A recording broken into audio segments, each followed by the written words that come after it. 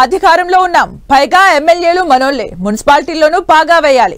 ఇదే స్కెచ్ తో దూసుకెళ్తున్న టీడీపీ కళ్యాణదుర్గం మున్సిపాలిటీలో పాగా వేసింది.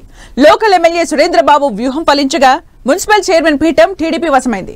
సీమలో సైకిల్ పార్టీ రైమని దూసుకెళ్తుందా? రాబోయే మున్సిపల్ ఎన్నికలపై ఇప్పటి నుంచే కసరత్తు స్పీడప్ చేశారా? కళ్యాణదుర్గం మున్సిపల్ పీఠం టీడీపీ వశం. ఎమ్మెల్యే సురేంద్రబాబు వ్యూహం ఫలించిందా?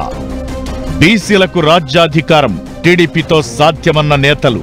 కడపలో మాత్రం వైసీపీ ఖాతాలోనే మేయర్ పీఠం. రావడం ఆలస్యమవుతుందేమో గాని రావడం మాత్రం పక్కా.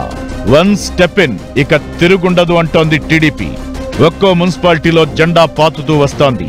లేటెస్ట్ గా అనంతపురం జిల్లా కళ్యాణదుర్గం మున్సిపల్ పీఠాన్ని సొంతం చేసుకుంది. మొత్తం 24 మంది కౌన్సిలర్లు ఉండగా వైసీపీ నుంచి 11 మంది, టీడీపీ నుంచి 11 మంది హాజరయ్యారు. ఈ నేపథ్యంలో ఎక్స్ అఫీషియో సభ్యులు కీలకంగా మారారు. ఎక్స్ అఫీషియో సభ్యులుగా ఉన్న ఎంపీ అంబికా లక్ష్మీనారాయణ, ఎమ్మెల్యే సురేంద్రబాబు గౌతమికి మద్దతివ్వడంతో ఆమెకు వైసీపీ కంటే 2 ఓట్లు ఎక్కువగా వచ్చాయి. దీంతో 13 ఓట్లు సాధించి కళ్యాణదుర్గం మున్సిపల్ చైర్మన్ గా ఎన్నికయ్యారు గౌతమి. అలా అనంతపురం జిల్లా కళ్యాణదుర్గం మున్సిపల్ చైర్పర్సన్ పదవి టీడీపీ ఖాతాలోకి చేరింది. మున్సిపల్ చైర్పర్సన్ గా 15వ వార్డ్ కౌన్సిలర్ తలారి గౌతమి ఎన్నికయ్యారు.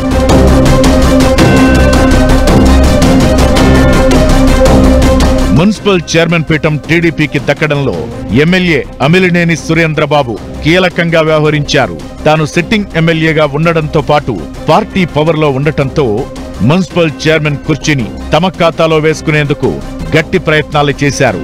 ఎక్స్ అఫీషియో ఓట్లతో గెలవడం వైసీపీకి బిగ్ షాక్ గా మారింది.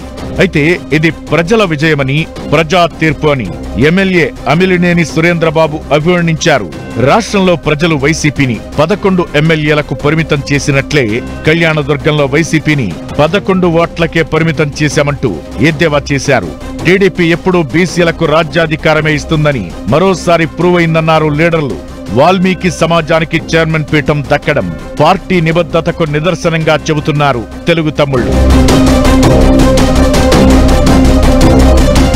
అటు కడప మేయర్ పీఠం వైసీపీకే దక్కింది. ఒక్కరే మేయర్ అభ్యర్థిగా పోటీ చేయడంతో ఏకగ్రీవంగా ప్రకటించారు అధికారులు. 47వ division corporator pak Suresh unanimous గా ఎలక్ట్ అయ్యారు. 38 మంది కార్పొరేటర్లు మేయర్ ఎన్నికల్లో పాల్గొనగా అందరూ వైసీపీ సభ్యులే కావడం చర్చకు దారితీస్తోంది. మేయర్ స్థానం ఆశించి భంగపడ్డ 10వ డివిజన్ కార్పొరేటర్ మల్లికార్జున ఎలక్షన్ కు దూరంగా ఉండిపోయారు.